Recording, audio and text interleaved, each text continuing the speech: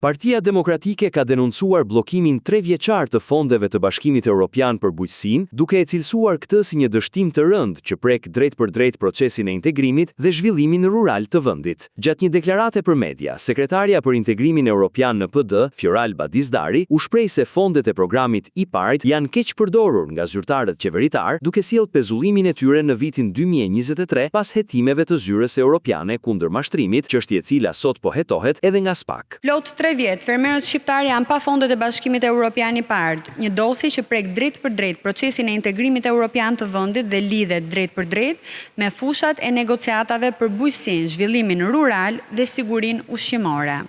IPARD është një instrument zhvillimi ofruar nga Bashkimi Evropian për të mbështetur bujqësinë dhe blegtorinë shqiptare, për t'u ardhur në ndihmë fermerëve dhe jo për t'u përvetësuar nga zyrtar të paskrupullt.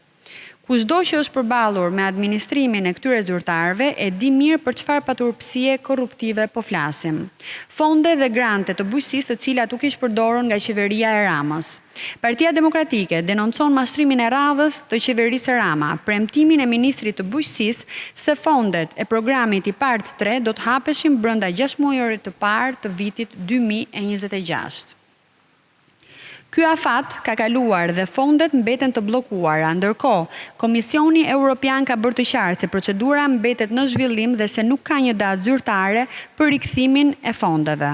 Fondet IPARD u pezulluan në vitin 2023 pas gjetjes së parregullsive dhe korrupsionit në administrimin e tyre, keq përdorimit të tyre nga zyrtarët e Ramës. Në këtë përfundim, arriti pas hetimeve përkatëse zyra europiane kundër mashtrimit OLAF, çështje që mbetet sot objekt hetimi edhe nga SPAK. PD ka hedhur poshtë si mashtrim të radhës premtimin e ministrit të bujqësisë Andis Salla se fondet e programit IPARD 3 do të hapeshin brenda 6 muajorit të parë të vitit 2026. Dizdari shtoi se ndërkohë që ky afat ka kaluar, Komisioni Evropian ka theksuar se procedura mbetet në zhvillim dhe nuk ka një datë zyrtare për rikthimin e tyre, duke lënë fermerët shqiptar pa akses në financimet jetike të bujqësisë. Sot, 3 vite pas ndërprerjes së fondeve dhe 13 vite të keqeverisjes kudo tjetër, fermerët tanë vuajnë pasojat.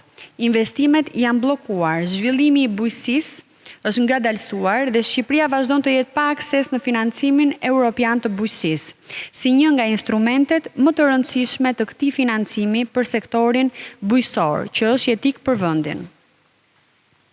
Partia Demokratike angazhohet që me ardhjen në qeveri të rikthejë menjëherë fondet IPARD në bashkëpunim të plot me Komisionin Evropian, të pesfishoj grantet dhe mbështetjen buxhetore për fermerët shqiptar, të hetoj dhe të bëj përgjegjës të gjithë ata që kanë abuzuar dhe kanë kryer korrupsion, të cilët çuan në bllokimin e fondeve europiane për bujqësinë.